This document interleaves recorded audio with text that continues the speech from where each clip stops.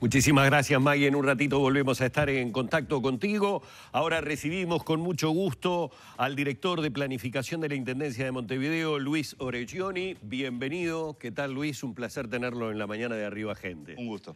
Bueno, con Oreggioni vamos a estar hablando del proyecto de la nueva infraestructura metropolitana, lo que hemos denominado periodísticamente como corredor, pero que digamos que para no confundirlo con el corredor Garzón, es que se le da esta denominación, nueva infraestructura metropolitana. ¿En qué consiste esto?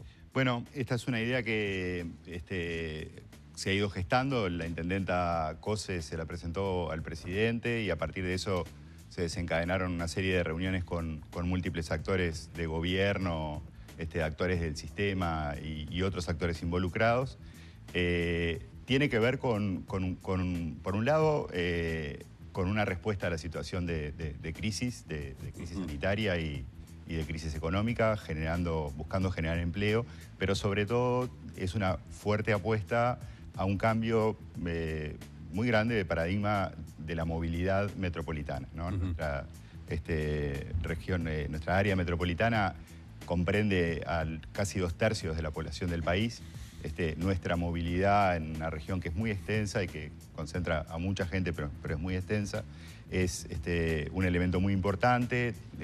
Vivimos cuestiones como la congestión que implica la multiplicación de los autos y un transporte público que ha ido bajando en su venta de boletos, y la apuesta es a un sistema integral que abarque, por un lado, a la infraestructura, a los vehículos, a la intermodalidad, de manera de multiplicar en calidad, en tiempos de viaje, en confort durante el viaje y en calidad de vida en lo que implica el ahorro de tiempos. Concretamente, ¿las obras qué implicarían? Estamos hablando, el proyecto que la intendenta presentó y que después hemos ido afinando en sucesivas reuniones con todos los actores gubernamentales, refiere a 5 ejes. Hay 2 ejes que están vinculados al ferrocarril, uno que está directamente montado sobre la infraestructura del ferrocarril central y uno segundo que es el ramal este que llevaría desde la estación de AFE a Pando, y 3 ejes viales que son los 3 metropolitanos, uno hacia el oeste, a Ciudad del Plata, y 2 hacia el este, a Canelones, que terminarían en El Pinar y en Pando. Avenida Italia, Yanatacio, hasta El Pinar, y 8 de octubre, Camino Maldonado, Ruta 8 a Pando. Esto genera un ambiente, un sistema metropolitano que tiene esos 5 ejes, que implica, en el caso de los viales, la construcción de una infraestructura vial, de paradas y de ómnibus eléctricos, que son ómnibus grandes, que tienen una gran capacidad de frecuencia, y una reestructura general del sistema de transporte, tanto en los 3 departamentos, en Canelones, en San José y en Montevideo, en tanto el sistema que tiene su centro, su nodo de interconexión en 18 de Julio y Ciudad Vieja. A él llegan todos estos ejes, conectados los ferroviarios desde la estación central y los otros por vías. De esa forma, a partir de este nodo en el cual se interconectan todos los modos, hay la posibilidad de múltiples cambios de sistema de movilidad. Por decir un ejemplo, uno del tren, se puede bajar en la nueva estación Artigas, que está prevista dentro del ferrocarril central, y en Plaza Cuba tomarse, para la cual va a haber una transferencia, en Plaza Cuba tomarse un ómnibus, te fuiste de Las Piedras para Paysandú y utilizaste este mecanismo de movilidad. Incluso, digamos, es como otra manera de medir el impacto nacional. Estamos hablando, en el caso de los viales, de ómnibus eléctricos, como decía, de un cambio en los tiempos de viaje que, por un lado, tiene que ver con una serie de modalidades de control inteligente que afectan a la agilidad del tránsito, la coordinación con los semáforos y demás. Y por otro lado, una gran mejora en los tiempos de viaje está asociada a las paradas cerradas que permiten un control previo, la validación para subir al ómnibus se hace previamente. Uno espera cómodamente en un lugar seguro a la llegada del bus y en el bus se sube ya directamente con tiempos mucho más rápidos. En los lugares especialmente donde concentran mucha gente es muy importante para la mejora de los tiempos. Por ejemplo, los tiempos de los ómnibus hoy en 18 de julio a la hora de vuelta del trabajo son muy elevados. La velocidad es muy baja y es derivado de los tiempos que lleva subir al ómnibus, validar la tarjeta y demás. Esto es una obra enorme, ¿no? ¿De qué costos estamos hablando? Ya hubo reuniones, usted lo mencionaba, y la semana pasada las autoridades también se referían a eso. ¿Cuánto es el costo de todo esto? Bueno, estamos hablando de un proyecto que está en etapa de construcción, de ideación, de ajustes, de acuerdos políticos. Los costos van a ser los costos que lleven a todos estos acuerdos. El sistema concebido globalmente fue estudiado en la Intendencia y después, digamos, chequeados estos números con los otros actores, intendencias y gobierno. Estamos hablando de una inversión para ese sistema global de un punto del Producto Bruto, unos 500 millones de dólares, que en realidad el aspecto más importante del costo, que parece un costo elevado, es una articulación de la forma de pago vía préstamos, tiempos de gracia y modos de contratación que aseguraría un muy bajo impacto fiscal, que sería, digamos, el principal problema desde el punto de vista económico. Entonces, más allá de que es una inversión importante, que va a significar un cambio muy fuerte, esta inversión está pensada de una manera que no genere un impacto de endeudamiento, por ejemplo. En la ecuación está presentado que el 50% lo pondría el gobierno nacional, 30 y algo por ciento de la Intendencia de Montevideo, el resto entre Canelones y San José. El ministro de Transporte y Obras Públicas la semana pasada mencionó que justamente la idea era buena, que ya estaban las comisiones trabajando, pero que el tema siempre es definir quién paga, ¿no? ¿Admite, digamos, un cambio esa ecuación presentada por la Intendencia de Montevideo? Bueno, la ecuación obviamente forma parte de todo lo que se está conversando. El modelo es un modelo que se ha aplicado en otros casos y cuando hablamos de algo que afecta a 2/3 partes de la población del país, o sea, es un problema país, la movilidad metropolitana. De esa forma todo se conversará, pero el esquema parte de la base de decir, bueno, 50% del gobierno nacional, 50% de las intendencias, y la proporción entre las intendencias depende del peso específico y de la carga de movilidad que cada una de los departamentos lleva. ¿Cuánto puede llevar este periodo, digamos, de ajustes? La pregunta tiene que ver, Luis, fundamentalmente con el hecho de que cada determinado tiempo los montevideanos escuchamos sobre diferentes tipos de proyectos que finalmente no se terminan concretando.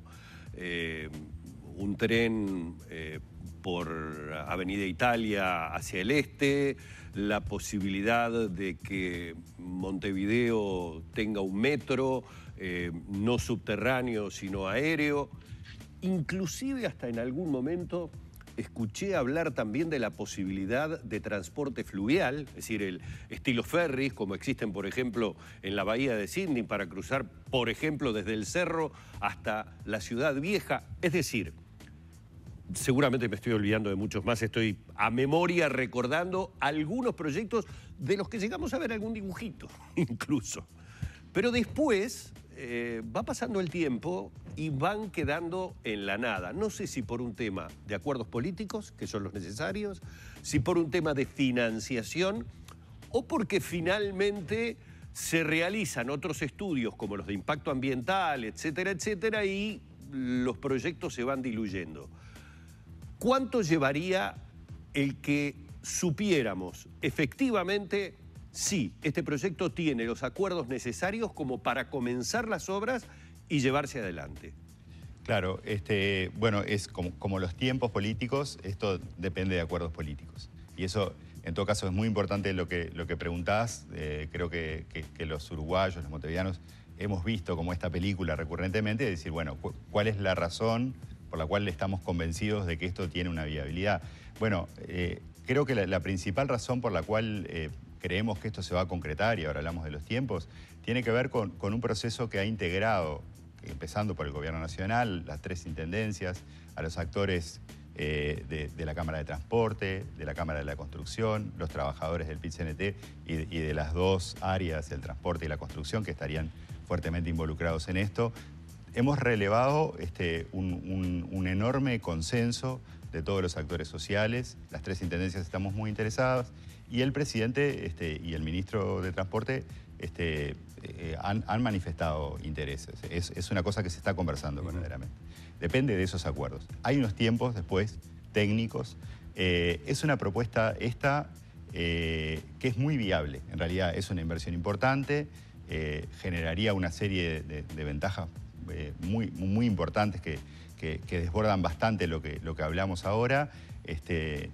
Pero en todo caso es una propuesta muy realizable que depende también de un desarrollo de ingeniería previo, sofisticado y muy rápido. Es lo que estamos pensando. Poder empezar las obras en el 2022, si los acuerdos se plasman rápidamente, y hacer un desarrollo de ingeniería muy importante. Para eso todos los actores se han mostrado interesados y han reclamado, y es un poco la vocación de la propuesta, ser parte del diseño de esta solución. Y por lo tanto, ese es probablemente una de las principales garantías del éxito. Si estamos todos comprometidos y se trata de un acuerdo político nacional, bueno, es una fuerte garantía para que el proyecto se lleve adelante. ¿Cuánto tiempo llevaría la realización del proyecto? En relación a los tiempos, acá hay una cosa que para nosotros es importante. La hemos pensado en un formato en el cual la obra se realice... En etapas. Claro, o sea, es una obra que se realizaría, digamos, sí, progresivamente a lo largo de cada uno de los ejes, pero en realidad la idea es que todos los ejes se realicen simultáneamente. Esto está estudiado desde el punto de vista de la viabilidad, de lo que afectarían las obras a la vida cotidiana. Está estudiado y es una afectación que siempre traen los cambios, pero que es controlable. Y también eso es lo que generaría ese alto impacto en términos de trabajo, de inversión y de desarrollo y de cambio rápido, que es algo que creo que todos los ciudadanos del área metropolitana estamos esperando.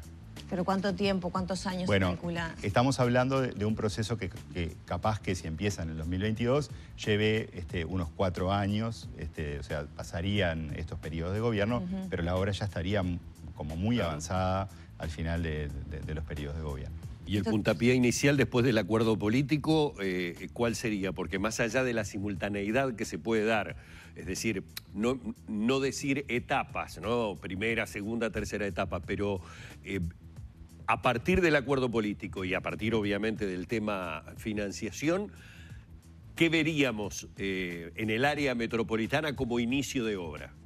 Bueno, eso en realidad es... por dónde empezarían las obras es de alguna forma una cuestión que habría que estudiarla en detalle. Acá hay que pensar que hay obras de infraestructura que tienen que ver con terminales, obras de infraestructura que tienen que ver con intercambiadores, obras de infraestructura viales, y un cambio urbano asociado a eso. Esto, digamos, no es una obra que es infraestructura solo para resolver un sistema, sino que acá también se está apostando a que nuestras ciudades, nuestra área metropolitana cambie, ¿no? Hay que imaginarse lo que podría ser pasar de estar esperando en el frío una mañana para ir a trabajar en una parada cualquiera, a estar sentado en un lugar esperando con la certeza de que ya tenemos en Montevideo, digamos, de los horarios de los ómnibus, pero con unas frecuencias muy altas en este sistema, en estos ejes y en estas paradas. Hay un cambio muy fuerte en ese sentido, en lo que sería la forma en la que la experiencia de viajar en transporte colectivo, y en el fondo creemos que esto una de las cosas que procura, por lo que decía al principio, en realidad es que este sistema sea el sistema de todos los ciudadanos y no solo los que no pueden tener auto o una moto, ¿no? Eso ya sabemos lo que significa en términos de congestión, de siniestralidad vial.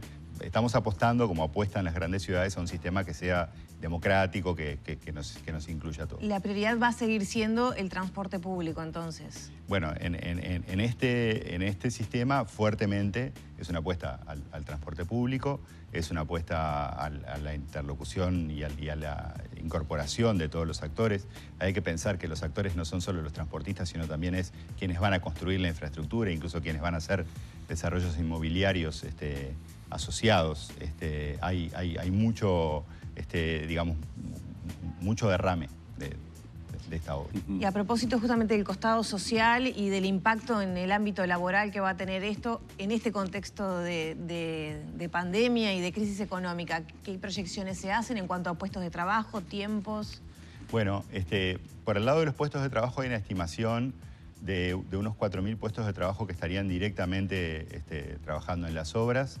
Y al mismo tiempo un derrame, que en general las obras de la construcción lo tienen, eso está muy estudiado, que implicaría un total de unos 16.000 puestos de trabajo entre los que están directamente vinculados, los que son indirectos y aquellos que están inducidos por el aumento de la actividad. Esto es verdaderamente significativo y además esta obra de alguna forma se solapa con la obra del Ferrocarril Central y las obras de UPM, por lo tanto también es un oxígeno para una industria que está fuertemente recargada ahora por estas obras, pero que dentro de un tiempo va a tener una baja importante en los niveles de actividad. Ahí está. Y una pregunta que vengo pensando desde hoy. ¿Hay capacidad en Uruguay para la realización de todas estas obras en simultáneo, más la obra del Ferrocarril Central? No son tantas las empresas privadas que tienen la capacidad de hacer este tipo de obra de gran envergadura. Sí, capacidad digamos, de infraestructura, de ingeniería y de todo eso la hay. En ese sentido, digamos, creo que el Ferrocarril Central es justamente una obra extremadamente grande y casi diríamos que estaríamos utilizando parte del know-how, de los recursos, hasta de los técnicos que están trabajando en esta obra.